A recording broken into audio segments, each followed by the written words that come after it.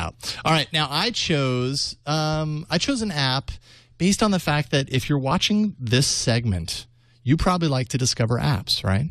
Is that a safe assumption to be made? Not really. No. Whatever. They just want to see us fight.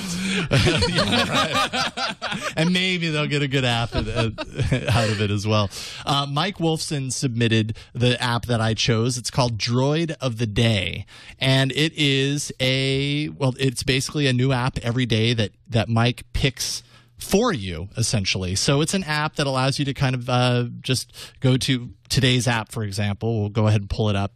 And he's recommended transparent screen. Now, Mike says he does it for fun, not for profit. So there isn't a whole lot of, there aren't any ads here, nothing like that. He says, I'm a huge Android fan, and I treat this app as a way to spread the gospel of Android awesomeness.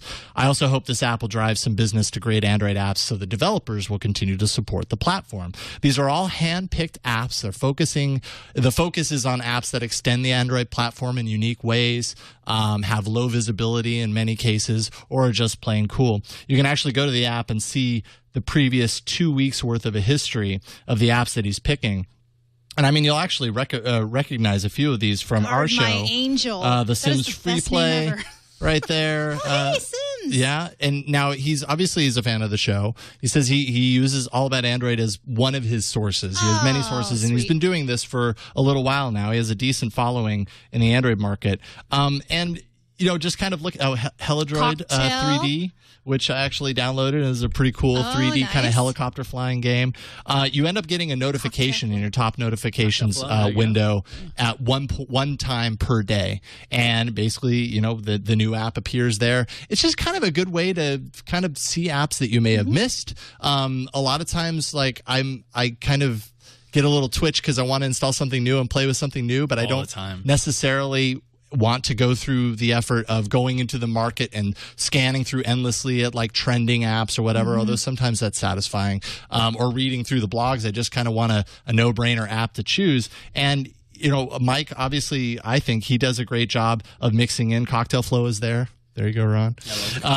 Between games and, things that are better for productivity and all that kind of stuff, he really covers the bases. He does say that he's possibly going to do a pro version that gives you endless history. So you'll have the entire list of apps that he's picking from to do this. He also runs all of these apps more or less on a variety of different devices to make sure that they run well on the broadest number of devices possible. Wow. So he's not picking an app that a bunch of people are going to download and it's not going to work on their device. Obviously, you probably can't avoid that in some cases, but he really does try to kind of nip that in the bud.